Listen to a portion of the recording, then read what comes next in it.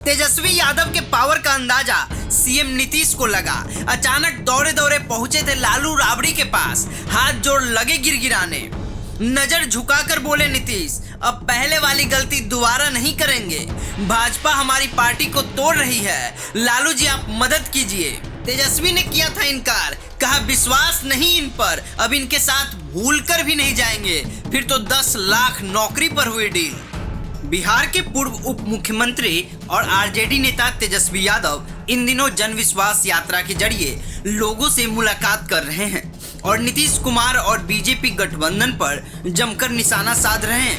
सिवान में एक जनसभा को संबोधित करते हुए तेजस्वी यादव ने नीतीश कुमार को लेकर बड़ा खुलासा किया। उन्होंने कहा कि नीतीश कुमार ने लालू प्रसाद यादव और राबड़ी देवी से हाथ जोड़कर माफी मांगी थी, इसलिए उन्होंने 2022 में नीतीश कुमार के साथ गठबंधन किया था। जनसभा को संबोधित करते हुए उन्होंने कहा कि जैसे चंडीगढ़ में मेयर के चुनाव में खेल हुआ, वही हमारे साथ बिहार में हुआ। उसी हिसाब से हमें 10-12 सीट हराने का काम बिहार में किया गया। हम लोगों ने विपक्ष में बैठना स्वीकार किया। मैं मुख्यमंत्री जी के साथ दोबारा सरकार नहीं बनाना चाहता था, क्योंकि उन्होंने 2017 में धोखा दिया था, लेकिन एक ही लक्ष्य था कि 2024 में मोदी को हराना। हम लोग पूरे देश में घूम घूम कर गठबंधन बनाए, इंडिया ब्लॉक बनाया। यही मुख्यमंत्री जी हमारी माता जी पिताजी से बोले कि माफ कर दीजिए। इन्होंने हाथ जोड़कर माफी मांगी कि अब वो गलती दोबारा नहीं करेंगे। ये बोले कि भाजपा हमारी पार्टी को तोड़ रही है, लालू जी आप मदद कीजिए और मिलकर 2024 में भाजपा को हराने का काम करते हैं। देश भर के बड़े बड़े नेताओं का दबाव था मेरे ऊपर। सभी कहते थे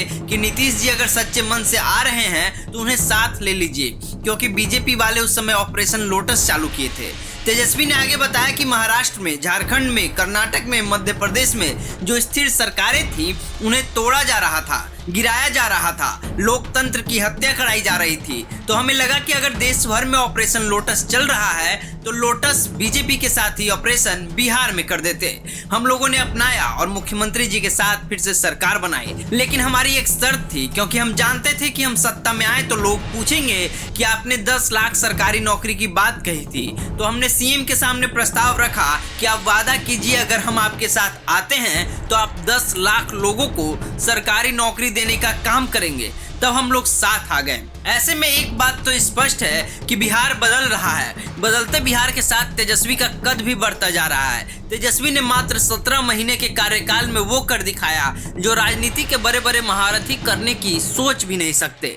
तेजस्वी के काम का ही नतीजा है कि आज वो युवाओं के सबसे चहेते बने हुए हैं। तेजस्वी जिधर जाते हैं युवाओं का हुजूम उधर ही उमड़ पड़ता है। दरअसल बिहार के युवा जान चुके हैं कि तेजस्वी ही वो शख्स है जो बिहार से बेरोजगारी को मिटा सकता है।